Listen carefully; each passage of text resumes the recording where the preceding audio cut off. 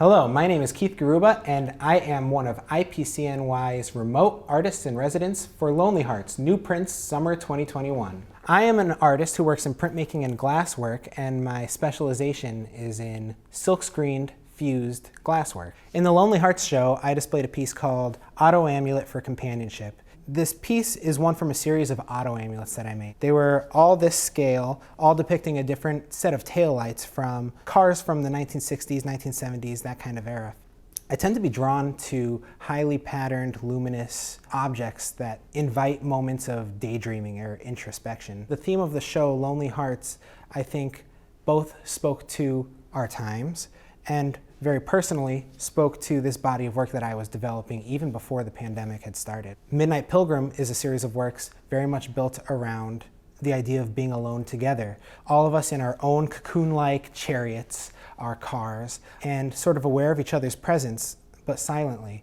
I was just thrilled to be contextualized into this show in this way with a piece like my Auto Amulet. For the remote residency, I wanted to expand on my Midnight Pilgrim body of work, but I was also kind of like ready to shake some of the literality away from it, get a little bit more abstract with it. At that time, I was thinking about what are the moments in my driving that suggest this activity to be like a pilgrimage or ritualized. And I started thinking about rest stops along the pilgrimage and the kind of campfires where people would commune and exchange ideas and wisdom. And I started thinking about the rest stops on the highway as a campfire. I decided I needed to do some research. And so some of that research was the regular kind of research, reading, going online. I also did my research in the form of drawing. I set up along streets here in the Lehigh Valley, Pennsylvania, and I had this idea that when you turn off for an exit for a rest stop,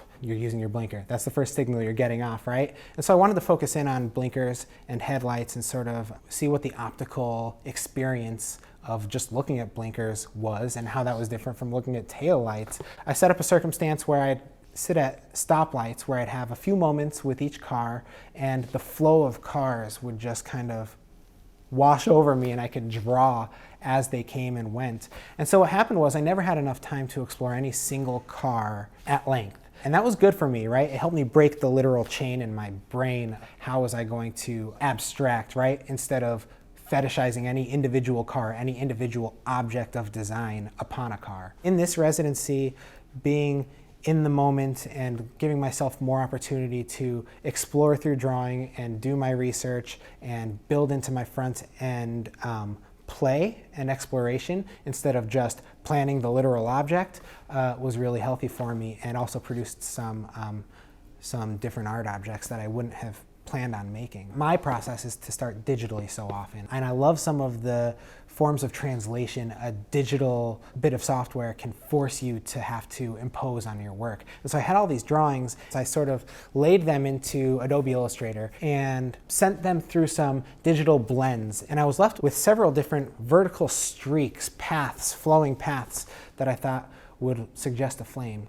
What I wanted to fill those shapes with were some of the patterns that I was seeing in so many blinkers and so many headlights. So from digital to silkscreen was just a matter of doing color separations, printing as transparencies, and making my stencils in silkscreen. All those silkscreens then come here to my studio space where I do my glass printing. So at this point, once I've got my screens, the real project is starting to take form. And so I planned 2 pieces. Each piece consists of 9 vertical tiles. Each tile is printed front and back, 6 colors front, 6 colors back to make 12 colors. And each of these pieces required upwards of 60 screens to make the actual images. Printing on glass is kind of nice because none of it is permanent until it's actually fired in a kiln. That actually makes it very forgiving. You can scrape away the ink as you need to. You can actually do some creative steps where you reshape, if you like, in physical form. The challenge of printing glass, I'd say, is that as you build up, the glass, the ink, it's very sensitive. And so until it's fused, anything can disturb that image. In my case, I knew that I wanted to print 6 colors at a time, one side at a time. It's not advisable to fire or commit each color between each printing layer, because if you fire it, the glass actually shrinks a little bit and none of your colors will align after that. So these are the two pieces here that I ultimately made.